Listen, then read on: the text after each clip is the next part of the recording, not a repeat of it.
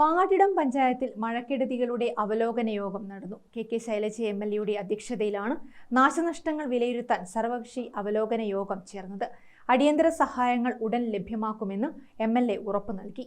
ശക്തമായ മഴയിൽ മാങ്ങാട്ടിടം പഞ്ചായത്തിലെ വിവിധ പ്രദേശങ്ങളിലായി വ്യാപക നാശനഷ്ടമാണ് ഉണ്ടായത്. 8 വീടുകൾ പൂർണ്ണമായും തകർന്നു. 300 വീടുകളിൽ വെള്ളം കയറുകയും ചെയ്തിരുന്നു. ഇവയിൽ ചില വീടുകൾക്ക് കേടുപാടുകൾ സംഭവിച്ചിട്ടുണ്ട്. കൂടാതെ പല വീടുകളിൽ നിന്നും ലക്ഷക്കണക്കിന് രൂപയുടെ ഉപകരണങ്ങളും വിലപ്പെട്ട രേഖകളും ഉൾപ്പെടെ നശിച്ചിട്ടുണ്ട്. ഏക്കറുകണക്കിന് സ്ഥലത്തെ കൃഷിഭൂമിയിൽ വെള്ളം കയറിയും നാശനഷ്ടം ഉണ്ടായിട്ടുണ്ടെന്നും ബന്ധപ്പെട്ടവർ യോഗത്തെ അറിയിച്ചു. നിലവിൽ വീട് പൂർണ്ണമായും നഷ്ടപ്പെട്ട കുടുംബങ്ങൾക്ക് വാടക വീടോ ക്വാർട്ടേഴ്സോ ലഭ്യമാക്കാനുള്ള ഇടപെടൽ നടത്തും. വീട്ടിൽ വെള്ളം കയറിയതുൾപ്പെടെയുള്ള വീടുകളിലെ കുടുംബങ്ങൾക്ക് അടിയന്തര സഹായമെന്ന നിലയിൽ ആവശ്യമായ ഭക്ഷ്യസാധനങ്ങൾ ഉൾപ്പെടെ നൽകാൻ പഞ്ചായത്തിന്റെ നേതൃത്വത്തിൽ കളക്ഷൻ പോയിന്റ് സ്ഥാപിക്കും. നിലവിൽ കുറുമ്പക്കൽ മാപ്പിള LP സ്കൂളിൽ ഒരു ദുരിതാശ്വാസ ക്യാമ്പ് പ്രവർത്തിക്കുന്നുണ്ട്. ഇവിടെ 18 കുടുംബങ്ങളിലുള്ളവരാണ് താമസിക്കുന്നത്. പഞ്ചായത്തിലെ നാശനഷ്ടത്തിന്റെ കണക്കെടുത്ത് റിപ്പോർട്ട് തയ്യാറാക്കാൻ MLA നിർദ്ദേശം നൽകി.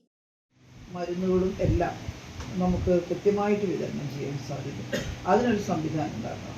പിന്നെ അപ്പോൾ വരൽ കുറഞ്ഞു പോകും, ചിലപ്പോൾ കുറയാൻ പാടില്ല. അതുകൊണ്ട് ഈ കൊണ്ടുതരുന്ന ആളുകളുടെ പേര് കളക്ഷൻ സെൻറ്ററിൽ എഴുതി പ്രദർശിപ്പിക്കുന്നതാണ്.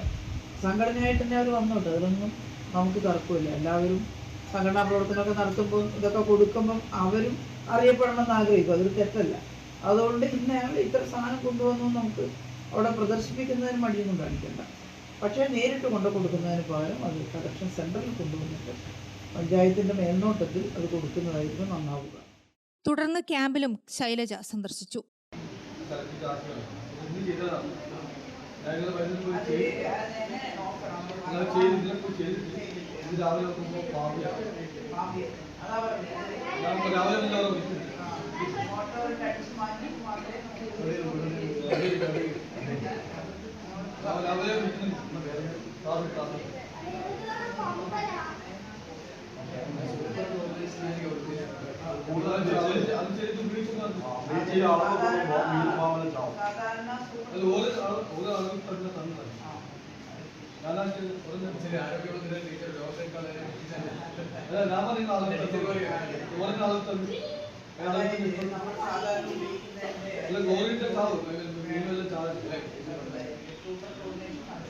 അതെ, അപ്പോൾ നമ്മളൊരു മീറ്റിംഗ് ചേർന്ന് പഞ്ചായത്ത് പ്രസിഡന്റ്